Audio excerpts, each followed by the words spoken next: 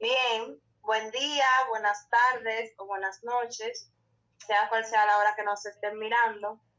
Nosotros somos un grupo de test de personalidad de la sección 13 y vamos a estar hablando de la naturaleza y uso de las pruebas psicológicas, abordando una serie de temas que veremos a continuación.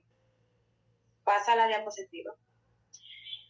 Los integrantes, como pueden ver, está Rosángela del Rosario, Yaneuri Bello, Wendy Corporán y Marí del Carmen Espinal, que soy yo quien les habla. Y voy a tener el primer tema de nuestra exposición, que es preparativos previos a la aplicación. Los preparativos previos a la aplicación de una evaluación psicológica representan los cimientos o las bases para que tengamos unos buenos resultados en lo que es nuestro test, en la prueba que vayamos a aplicar.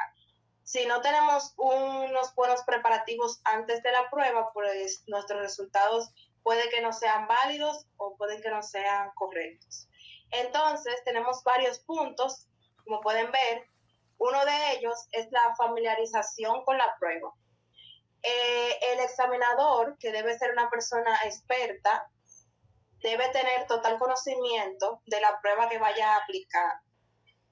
También debe tener controlado el ambiente, brindándole al examinado un ambiente seguro, un ambiente libre de ruidos externos, con buena iluminación, donde se pueda dar la evaluación de manera correcta.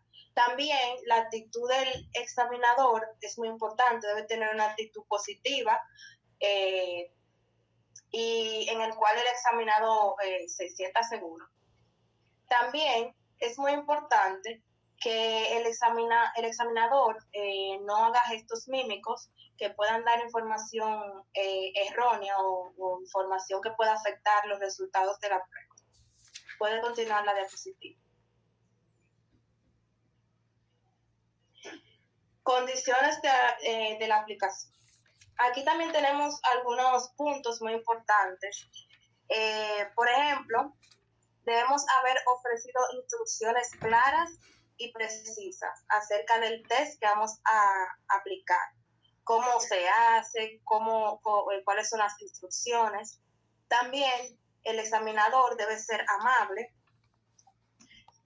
con el examinado y debe contestar a las dudas. Esto quiere decir que ya nosotros, habiendo ofrecido todas las instrucciones, pues las dudas que queden a partir de esto, nosotros como examinadores debemos contestarla de manera amable. La próxima diapositiva.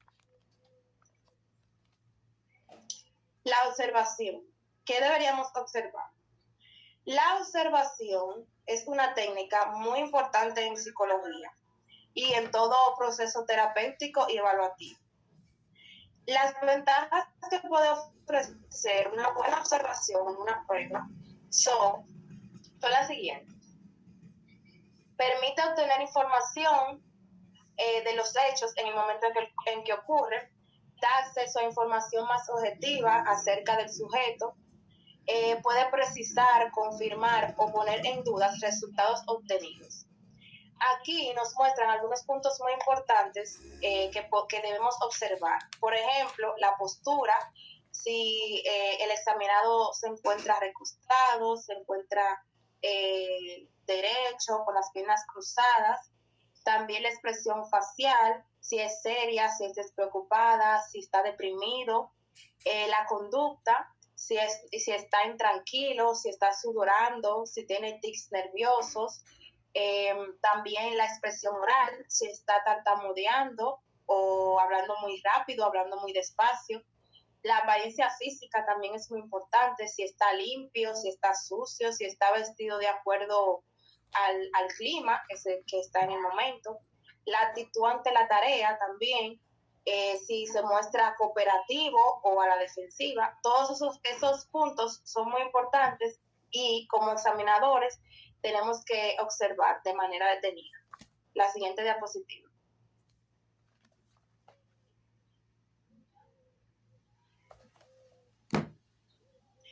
Mediante la observación también hay unos aspectos de interés que pueden indicar ansiedad o pueden indicar depresión. Por ejemplo, lo estamos viendo en la pantalla. Los indicadores de ansiedad podrían ser tics, salivación, sudoración, tartamudez, y algunos indicadores de depresión, llantos, disminución de movimientos, lenguaje reducido o quedarse encimado. Bien, hasta aquí mi parte, los dejo con mi compañera que va a dar continuación.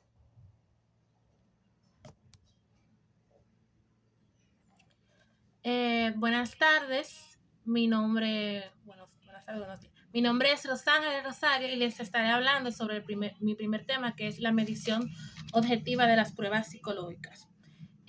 Como ya sabemos, en psicología lo que queremos medir es la conducta como podemos decir, el comportamiento de la persona. Pero esta es una respuesta que en realidad no nos deja satisfecho completamente, ya que, por ejemplo, no tiene el mismo nivel de dificultad medir una conducta tal como que una persona fume o que una persona haga un berrinche, que son conductas que podemos ver, a conductas tales como el nerviosismo, estudiar, estar triste, tener problemas de aprendizaje, entre otros. Esto en realidad no podemos medirlo de manera directa ni absoluta. Entonces, lo que podemos hacer es medir exactamente los atributos de la conducta de la persona. Es decir, nosotros como psicólogos no medimos, no medimos a la persona tal cual, sino que medimos esas actitudes, esas actitudes o atributos de las personas. Por otra parte, una conducta como por ejemplo fumar sea fácilmente medible, a la psicología lo que le interesa es principalmente medir el factor psicológico de esta conducta, como por ejemplo, qué te motiva a fumar o qué les interesa tanto de fumar o la relación de dependencia que tiene el individuo, la persona con, digamos, el cigarrillo que lo motiva a fumar. Para que entendamos mejor, cuando queremos medir, por ejemplo, una mesa, no medimos la mesa como tal, sino que medimos atributos de ella, ya sea, por ejemplo, el largo, el ancho, altura, etcétera. Del mismo modo, cuando medimos a personas o comportamientos, no lo hacemos directamente, sino solo ciertos atributos psicológicos, como por ejemplo la inteligencia, la personalidad, entre otros.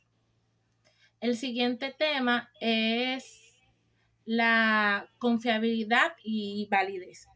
La confiabilidad es un continuo que abarca desde la consistencia mínima de una medición a la casi perfecta estabilidad de los resultados. Es decir, en un sentido más amplio, la confiabilidad es la exactitud o la precisión con que un instrumento mide un objeto. En términos estrictos, sería la ausencia de errores a la hora de medir. La validez, en sentido muy general, es un instrumento de medición. Un instrumento de medición es válido si hace aquello para lo cual fue concebido.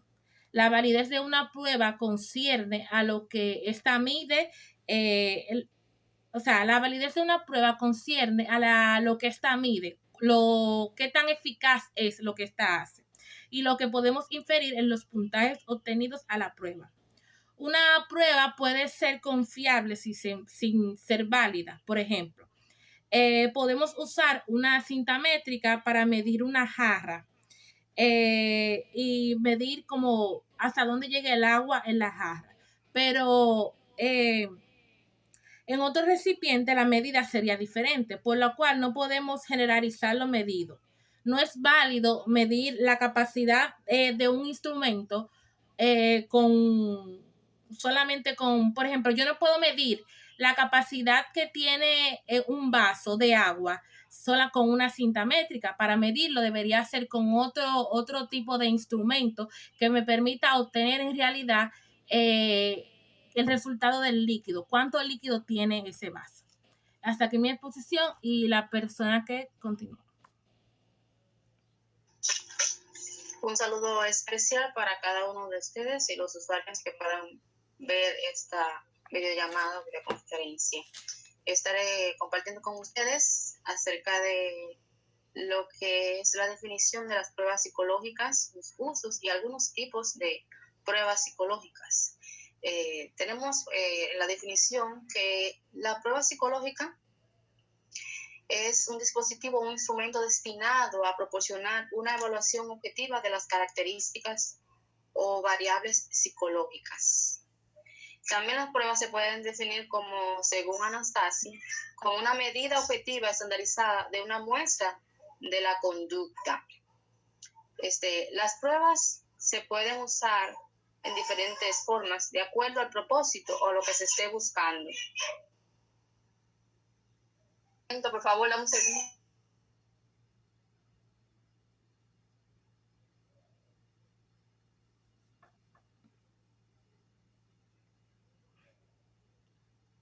No se escucha. Perdón, ¿se escucha ahora? Sí. Se usa para detectar, las pruebas psicológicas se pueden usar para detectar y diagnosticar tratamientos psicológicos a aquellas personas que buscan ayuda en centros públicos o centros privados o aquellos lugares que están debidamente habilitados. También se pueden usar para seleccionar y clasificar. ¿Qué selecciona? Se puede seleccionar y clasificar un personal que va a una industria o una organización. También se selecciona y se clasifica personal que se va vamos a decirle, a incluir en los cuerpos castrenses. Las pruebas psicológicas también miden las diferencias individuales de las personas en las circunstancias distintas. También sirve para evalúan el proceso terapéutico del tratamiento que lleva un paciente. También las pruebas psicológicas sirven para detectar las dificultades conductuales del aprendizaje en los niños, niñas y adolescentes. También sirven como para evaluar en lo vocacional aquellos jóvenes que están cursando el último curso de bachillerato.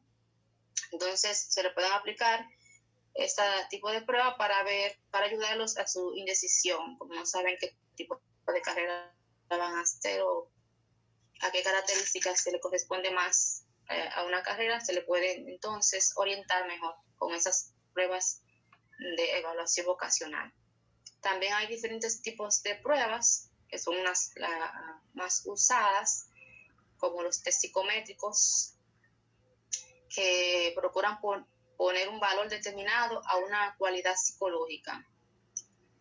Por lo que en este caso lo que harían los test es medir dentro de una escala de valores varios aspectos, como pueden ser el coeficiente intelectual, la atención, la memoria, la comprensión, escritura, entre otras cualidades. También tenemos el test de inteligencia, que solía medir solamente el CI, coeficiente intelectual, pero también tienen la medición de test de inteligencia emocional y test de inteligencia múltiples. Tenemos lo que es test de rendimiento, que miden la capacidad intelectual en general. Los test de rendimiento evalúan una capacidad o un conjunto de capacidades en concreto. También tenemos de rendimiento escolar, que estas pruebas académicas son utilizadas para conocer el nivel de rendimiento escolar entre los niños y las niñas, que están dentro del periodo escolar, tanto en la niñez como en la adolescencia. Y los test de aptitudes también son los que miden una o más de aptitudes intelectuales o psicológicas, es decir, la habilidad o habilidades naturales que presenta una persona. También tenemos los test de personalidad, que son instrumentos que a través de los cuales se pretende recoger información de la persona, es decir, en su forma habitual de pensar, sentir y comportarse. Esos son usados más en los psicólogos clínicos, también en los psicólogos organizacionales. Tenemos los test neuropsicológicos, ese es otro tipo o variante de los test psicológicos, que evalúan el estado cognitivo de la persona. En ese se usa cuando hay sospecha de que hay un defecto cognitivo, si hubo una enfermedad, un CI, si hubo algún derrame cerebral o sospecha de demencia, se puede practicar este tipo de test psicológico. Tenemos también los test psicopatológicos, que evalúan la predisposición a la presencia de algún problema de trastornos psicológicos. Ya que los test psicopatológicos pueden determinar tanto la presencia de síntomas o malestares psicológicos en general como la presencia de síntomas de un trastorno psicológico en concreto. Algunos de los test psicopatológicos, más conocidos, está el del inventario de depresión de Beck, el BDI, y el cuestionario de ansiedad de estado rasgo, que es STAI. También tenemos otro tipo de pruebas, que son las pruebas proyectivas, que a su vez tienen otras clasificaciones. Las pruebas proyectivas son las que están menos estructuradas, según dicen, a la prueba de individualidad mediante la respuesta abierta de cada individuo para poder conocer los rasgos de la personalidad, características, creencias o pensamientos de un individuo. Los test psicológicos proyectivos son más utilizados en los ámbitos infantiles, los clínicos e incluso en ámbitos que son forenses. Los diferentes tipos de clasificación de la prueba proyectiva, como lo había dicho antes, tenemos los estructurales, como que usan material visual, como este test que es muy conocido, el test de Roche.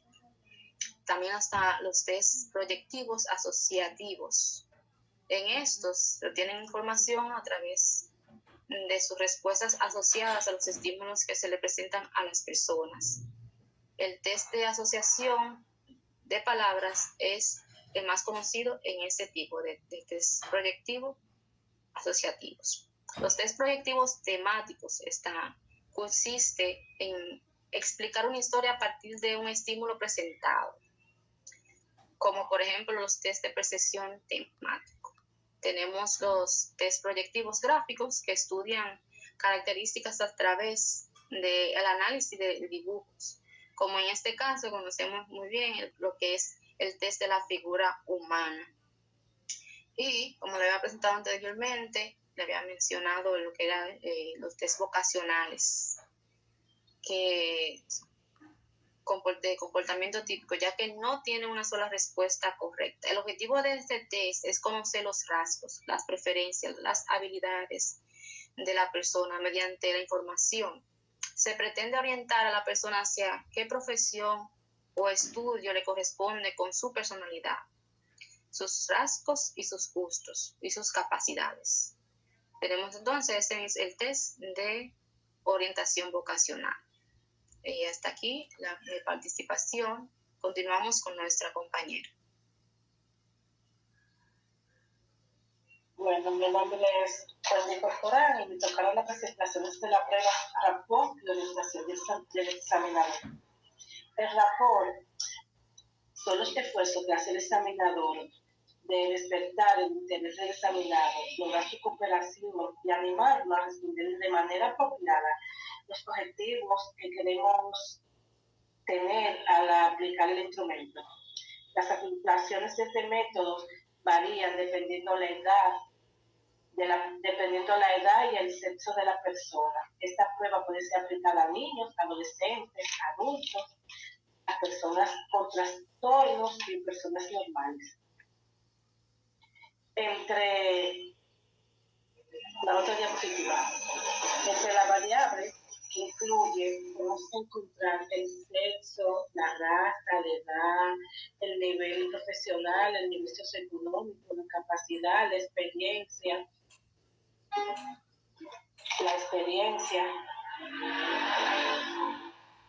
Aunque se han encontrado varias relaciones significativas, los resultados suelen ser no concluyentes, pero sí se ha demostrado que las conductas del aplicador antes o durante de la prueba puede tener gran resultado. Cuando hacemos con nuestro cliente, entrevistado, él se siente más a gusto, más cómodo, más confiable, porque le estamos indicando o dando a entender que entendemos su situación y que lo estamos poniendo del mismo lado donde él está. Hasta aquí mi participación. Gracias.